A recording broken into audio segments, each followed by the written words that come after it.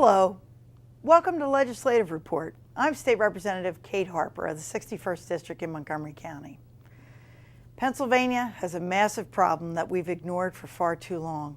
Our roads and bridges are some of the oldest in the nation, and in many cases they're showing their age. A recent study placed the funding gap for state and local highway maintenance, construction, and mass transit at $3.5 billion. My guest today believes that finding the money for the projects is not enough, but that a shift in policy is also required so that we use each dollar most efficiently. My guest is Senator John Rafferty. He represents Whitman Township in my district and also portions of Berks, Chester, and other parts of Montgomery County as well. He's been chair of the Senate Transportation Committee, and as a member of the House Transportation Committee, I had the opportunity to join his committee for a hearing on these issues. Senator, thanks for being with us today. My pleasure, Representative. Good to see you, Kate. Thank you. Good. What I usually like to do is let the viewers know a little bit about my guest. And I know you're a native of Montgomery County, Audubon. Born and raised in Audubon, still live in Audubon, Pennsylvania. All right. And let's see, you went to local colleges too. Well, no, Pittsburgh's not quite local. Yeah, I graduated from Acton High School. And then I attended University of Pittsburgh at Johnstown. That's where I received my undergraduate degree. Some years later, received my bachelor's degree at Beaver College. Now it's Arcadia University. And then a little later in life, went to law school and obtained my law degree at Temple University. Okay, so you're triple threat as far as college degrees are concerned, I guess, would be one way of looking at it. And two state-related, it's Pitt and Temple, so you know why I was so anxious to see the state-related funding Me too. maintained, yeah. So I also want to let our viewers know that you have a lot of local government experience. I mean, you were a school board member and a township supervisor in Lower Providence? That's correct. If I could, my little footnote in history will be that I was the first graduate of Methacton High School to be elected to the Methacton School Board. Okay. And then I became a township supervisor in Lower Providence. All right, I think those are both tough jobs. I've been a supervisor myself. Yes. I actually think the school board job is probably more difficult, especially in these days of constrained funding. But speaking of constrained funding, I mean, the reason I asked you to come today as chairman of the Senate Transportation Committee was that we've been talking about transportation funding and we don't have enough money. And people stop me in the street and they basically say to me, well, where's all my gas tax money going? And what should I tell them? Sure. Well, I've been chairman now for a little over 2 years. And in 1 year, I was the third chairman. So it tells you the revolving door of the chairmanship of the Transportation Committee. First of all, the gas tax that we pay in Pennsylvania goes right to the motor vehicle fund. And the motor vehicle fund, that money is used for road and bridge related projects. There's a certain portion that goes right to bridges, a certain portion that goes to roads, and also for the state police who patrol our highways here in the Commonwealth of Pennsylvania. So they can be assured that that money has to go to the motor vehicle fund and goes into the motor vehicle fund. And it's definitely being used for transportation. Absolutely. And it's not being diverted for mass transit like people often think it is. There are other funds that are being used for mass transit, but not the motor vehicle fund, not the gas tax fund. So, but why don't we have enough? Now, I've tried to explain to people that our gas tax is a flat tax. Yes. What are the other reasons we just don't have enough money anymore? Well, a big part of it is the gas tax was raised, I guess, back in the 90s and hasn't really been increased since then, which would have been fine if we were still driving the kind of cars that we had back in the 90s. But today our cars have become much more fuel efficient and energy efficient, so we're using less gas in our vehicles, and we're seeing that reflected at the pump as well. And only as time goes on, Representative, we're going to be using less and less gas if Detroit kicks in and continues to make much more efficient their cars. Well, we're all paying more at the pump, though. We're paying more at the pump. So how does that work? Well, that's Sunoco and Exxon are the ones jacking up the price, but the slight increase that we're paying on the gas tax is just going to try to meet the needs that we have today to keep up with resurfacing roadways or helping with some of the refurbishing of our bridges. It's not allowing for any new construct, which is what's choking us here in Pennsylvania, especially in our area. We can't add any roads or bridges or lanes to our roadways. Well, and I think also people need to understand that unlike a sales tax, which is a percent of whatever the cost is, this gas tax that we're paying is a flat cents per gallon. Flat cents per gallon, that's it. So It's the same if it was 18, the same price for 18 gallons, or if you only put 10 gallons in your car. And as I said, people are using less gallonage in their cars now. Right, I know that for sure, because when I was in high school, I was lucky enough to be able to drive my dad's Pontiac Le Mans. It was a great car, but it got 8 miles to the gallon. Car I drive now is in the 20s all the time, 20 miles, more than 20 miles per gallon. So I think a lot of people have that experience. Yes. Yeah, and we are demanding more and more fuel-efficient cars, so you're going to see the decline in the gas tax.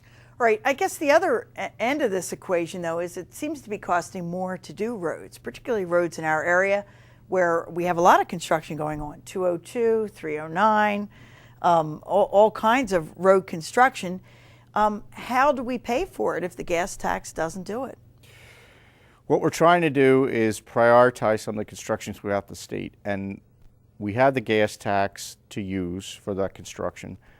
We may have some small ancillary funds as well, but nothing to meet the need that we have today. And of course, the past 2 years we had the federal stimulus money that was used for surfacing projects.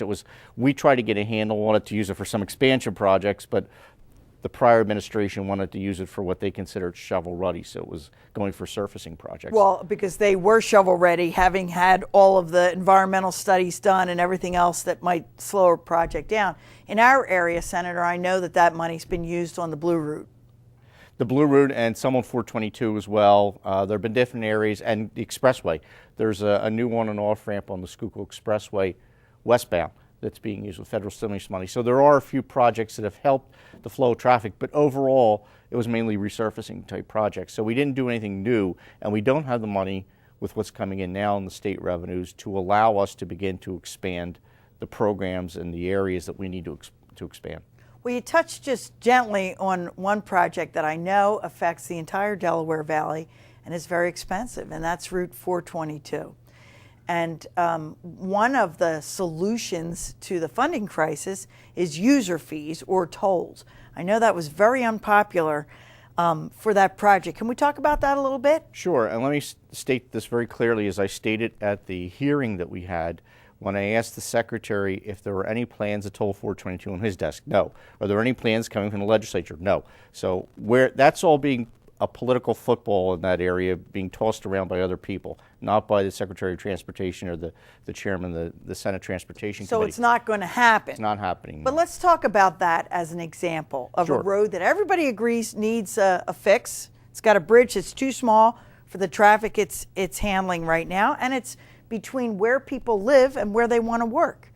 So let's use that as an example and say if tolls are not the solution, what else can we do? Well, and I'll tell you why they're not the solution, not just because Barry Shoke and John Rafferty said we're not looking at that. I was at an all-day seminar with the chairman, an all-afternoon seminar with the chairman of the House Transportation Committee from Washington.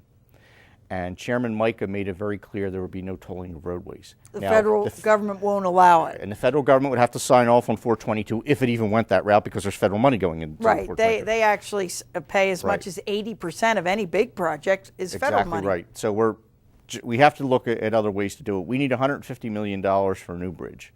So eventually, and there are plans for 4 lanes east, 4 lanes west on that roadway, which will free up traffic considerably.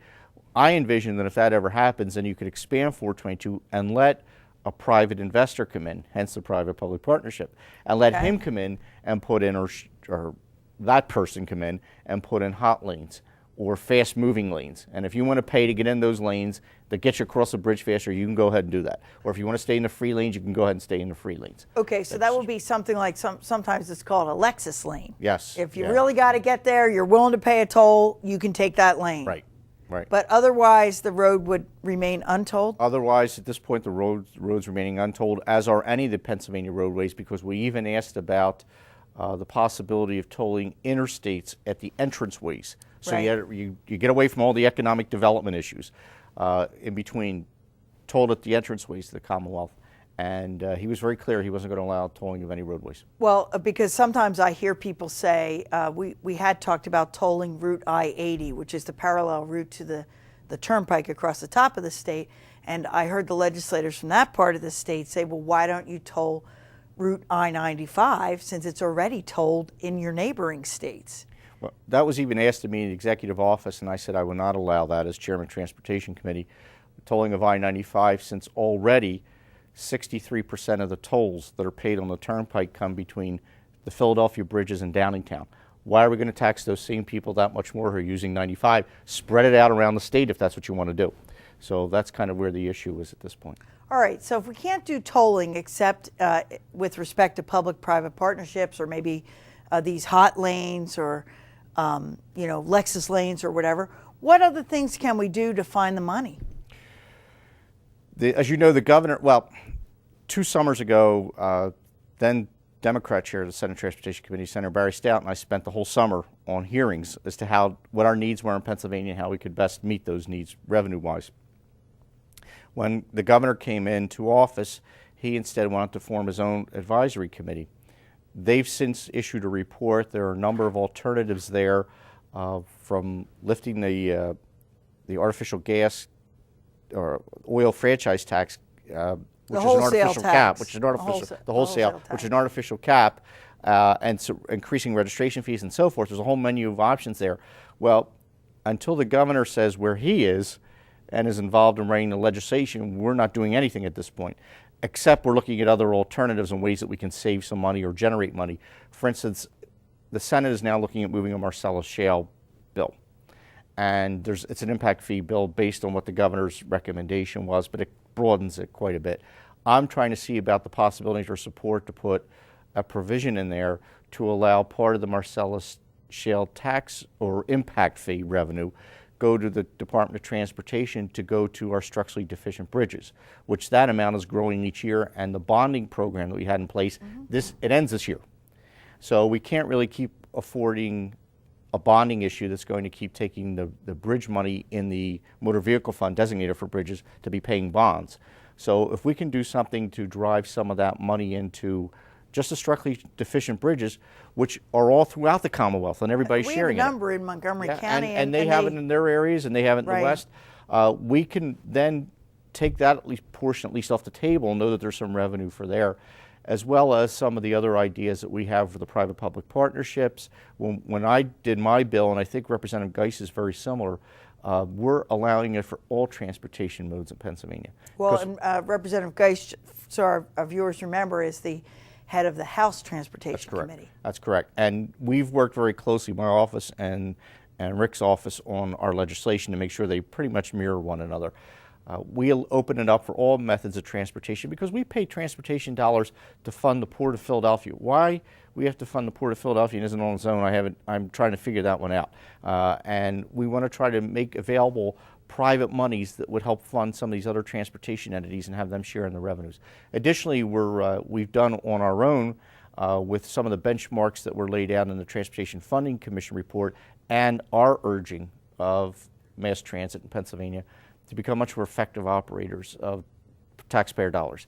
And some of those rural areas, the transportation systems, the different authorities they have begun to either work together or consider merging and saving taxpayers some dollars. Well, and that might help. We're going to have to take a short break, but when we come back, let's talk about mass transit, because that's very difficult. In no part of our country does mass transit pay for itself, and that's a funding challenge all its own. So we're going to take a break, and we'll be right back. Please stay with me for Legislative Report.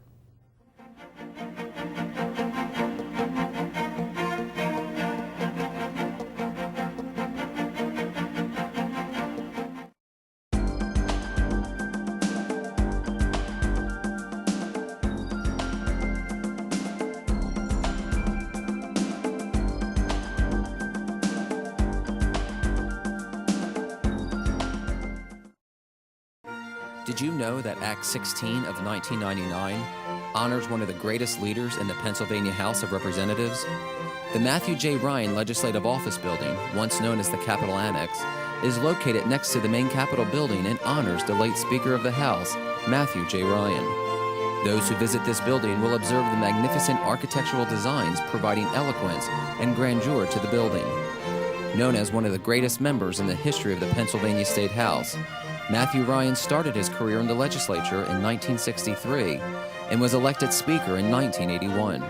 His charisma and knowledge will forever be reflected in the building now named after this great legislative leader. Now you know. Did you know that in the corridors in the first floor of the capital of Pennsylvania, there are nearly 400 individual mosaics? The idea for creating these intricate tiles was first suggested by Henry C. Mercer in 1902. A year later, he received the commission to prove 16,000 square feet of pavement tiles for the Great Rotunda and corridors of the new state capitol building in Harrisburg. Mercer set about designing subjects for approximately 400 mosaics. He chose as his general theme the history of Pennsylvania, and he soon realized that his tiles could tell stories. Although the arrangement seems random, the mosaics are very thoughtfully placed in the floor. The tile sequence is roughly chronological, beginning at one end with the scenes depicting the Native Americans. The mosaics progress into the story of European habitation in the New World and encompass the Commonwealth's triumph through process and intervention. Now you know. Welcome back to the program. I'm State Representative Kate Harper, and today I'm discussing transportation funding with my guest, Montgomery County's own Senator John Rafferty, who's head of the Senate Transportation Committee. And right before the break, Senator, we just hit on one of the knottier problems that we have in transportation these days, which is how to fund mass transit. In nowhere in the country does mass transit pay for itself. In places where it's heavily used, like Manhattan and Washington, D.C., where the federal government actually subsidizes a lovely metro subway system, it might get 50% of the user fees pay for it. So how do we pay for mass transit in Pennsylvania? Unfortunately, there was no mention of that in the Governor's Transportation Advisory Commission report. However, we've been looking at ways to assist the transit agencies in streamlining their operations. Not only did I mention about combining some of those more rural authorities together, SEPTA, which receives about 30% of their money from the state, has been making some strides and becoming much more efficient. I like to see an expansion of SEPTA into the suburbs as well, recognizing that so many of the jobs have moved out there. And in the western part of the state, the Port Authority is just, their subsidy from the state is just way too high. So we've been working. They're actually less efficient than SEPTA. Yes, yeah, bus absolutely. for bus, train for train. Absolutely. Right. And they recognize that. And they've been trying to make some changes. And since I've been on, I've been harping on them on it and working with some of my colleagues from Pittsburgh to recognize some of those issues as well. We're coming up with a series of benchmarks for mass transit, whether or not the governor embraces one of the funding mechanisms that may be available. We're coming up with some benchmarks to say, you're not going to receive additional state monies if you don't meet some of these benchmarks, from expansion of services to curbing your legacy costs to better management style, and we're working on those issues right now to help us have more dollars available for transit agencies and get them to operate more effectively and efficiently. Well, and let's also talk a little bit about where the money's coming from. Right now, people who are on the turnpike are subsidizing SEPTA. In part, yes, they are. Yes, they are. And one could say it's fair because it's a more or less a regional tax. If you're on the turnpike at its busiest, you would be between Willow Grove and King of Prussia. So if you're subsidizing SEPTA, your family or other people in your neighborhood might be able to use it. But in another way, I see it as a little bit unfair because SEPTA goes in and out of the city, but it doesn't actually do what suburbanites need, which is take a commuter from one suburb to another, which is the most common commuting pattern in Montgomery County right now. So I hear you. It would be nice if we could get more mass transit that went where the people needed to go. And that's what we're really striving to do, that, whether it be buses or trains, and looking at alternatives in the future for expansion lines. I just think that we become too complacent in Pennsylvania and allow things to continue, pardon the pun, roll along the way they have been. And we have to start thinking and recognizing where the demographics have shifted now, as you said, from suburb to suburb. One of our colleagues, former Representative Ray Bunt, used to say, if you ever see a SEPTA bus in my district, because he was up in Western PA, you say take a picture of it because the guy obviously made a wrong turn. And that's some of the issues that we're facing. We need it in Chester County, we need it in sections of Berks County as well to expand mass transit. And if we can drive some of those dollars and federal dollars as well, recognizing the importance of mass transit, then that could be a benefit to us. However, I have to caution everyone, the federal government, which is now working on a transportation bill as well, has already said expect less money from us. Right. Well, the economy has actually put government at all levels in financial straits. And as I remind people, Pennsylvania has a balanced budget requirement, so we don't spend money that we don't have, and we don't print it here. That's exactly right. We know that. Let's talk about some of the successes the transportation committees in the House and Senate have had this year, because we actually did get some legislation passed that I think will be helpful, keep our people safer out there on the roads. We did. And the P3 legislation we're meeting on now, and I think we'll have the final version ready to launch in the next couple of weeks. In the Senate, we've worked on Delaware River Port Authority reforms to stop the spending of $400 to $500 million on things unrelated to bridges and railroads that they're supposed to maintain. Because we need the money for the bridges. Exactly. And stop raising the tolls on the drivers and the riders across the bridges to fund sports stadiums and Betsy Ross House and those type of projects. Well, they were projects for a different age. And in the fiscal austerity period in which we find ourselves, we have to get back to basics, and the Port Authority should be paying for the bridges. Return to the core principles of that authority, correct. And we were very fortunate working with our colleagues in the House, and I know, Representative, you were very helpful in this regard too. We were able to get the teen driving bill passed into the governor's desk. It's my good friend and colleague, Representative Kathy Watson from Bucks County, who's been on our show, really worked hard to get a bill that would make it safer for teens to be driving. Yes, and the governor did sign that bill, so it will be taking effect in 60 days. And we also have the companion bill, which is Senator Tomlinson's bill on texting and cell phone use over in the House, which I believe very shortly you're going to be moving along. Right. Moving along. Let's go back to the Watson bill and just let the viewers know what that is. That'll require more training for teen drivers with their parents in inclement weather, among other times, and would also limit the number of passengers and require everybody to have a seatbelt on. For junior drivers. For junior drivers. Junior drivers require a seatbelt and mandatory use of a booster seat for those children under the years of 8 years of age. And that's important because accidents. When you talk to the police and you read the statistics, most of the accidents and deaths from accidents or harm from accidents because of lack of seatbelt. Right, and it's very hard on the first responders and the families. You know, when a carload of teenagers have an accident and somebody gets killed. We have two other bills that we just passed out of the Senate Transportation Committee. One is enhanced penalties for DUI where the adult driving the vehicle has a child in the car or minor children in the car, which we're seeing more and more, unfortunately. In fact, the day I introduced it was the day that guy was having his 9-year-old driving around because he was too drunk to drive himself. And we've 9-year-old should have been driving anyway. Exactly. And then we have an ignition interlock bill, which has moved out of the Senate Transportation Committee for those people to qualify for bread and butter licenses that were caught driving under the influence, or allowing them to qualify for bread and butter license. The only way they can drive is they have to blow into the breathalyzer to make sure they're not legally drunk or under the influence. At the time they do it. Exactly. Well, those are good news. Hopefully that'll make the world safer for most of our constituents who are driving. And we're going to have to work on those transportation funding issues. We do, and it's funny you mentioned about the tolls. The people that use mass transit, of course, want more money for mass transit. Those that drive their cars and use mass transit don't want to hear about money going to mass transit. So you have to try to strike that balance as you go forward. Some of my constituents would like more mass transit because they envision a world where everybody else is on a bus and they're in their cars. But, that's life, I guess. We only have a couple minutes left, and as a senator, I'm sure you've got more on your plate than transportation, although that's a big subject. What else are you working on?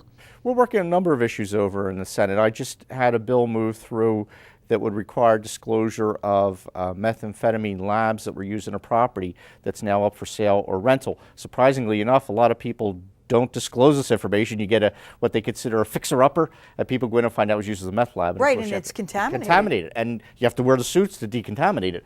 So that, even though we have a seller's disclosure law, that's not part of the required disclosure. No, leaks in the basement, those type of things are, but this isn't.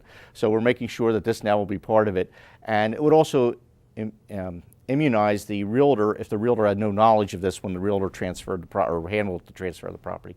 We're working on those types of legislation. Marcellus Shale will be running, and we're also moving Senate Bill 1 out of the Senate very shortly.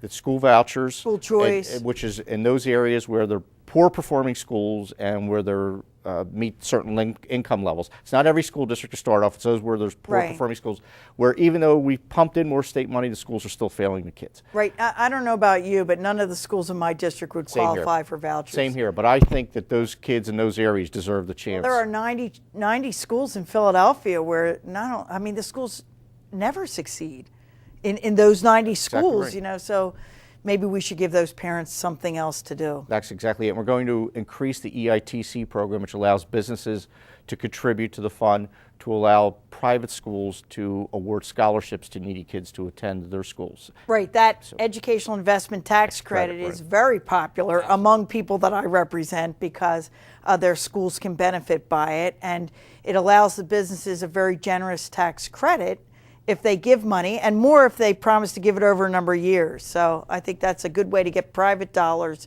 into the The system. recipients like it, the business world likes it. And then the third leg of that will be charter school reform, which is something that we have talked about in both the Senate and the House, and that'll be the third provision in Senate Bill 1. So I think it'll be a good piece of legislation that'll come over forward for the House for their consideration. Well, and as the House always does, we'll consider it, Senator.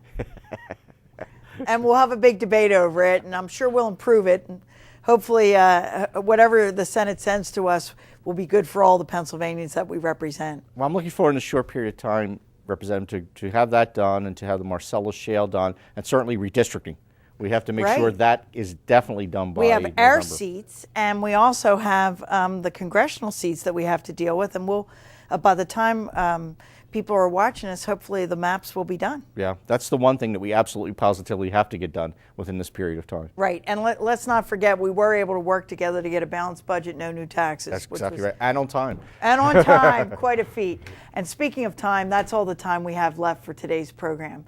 I'm State Representative Kate Harper, and my guest today was Senator John Rafferty. And if you need any assistance with any state government matter, please feel free to contact me at my local office or through my website. That information will be shown on your screen in just a moment. Thanks for watching. Please join me again for my legislative report.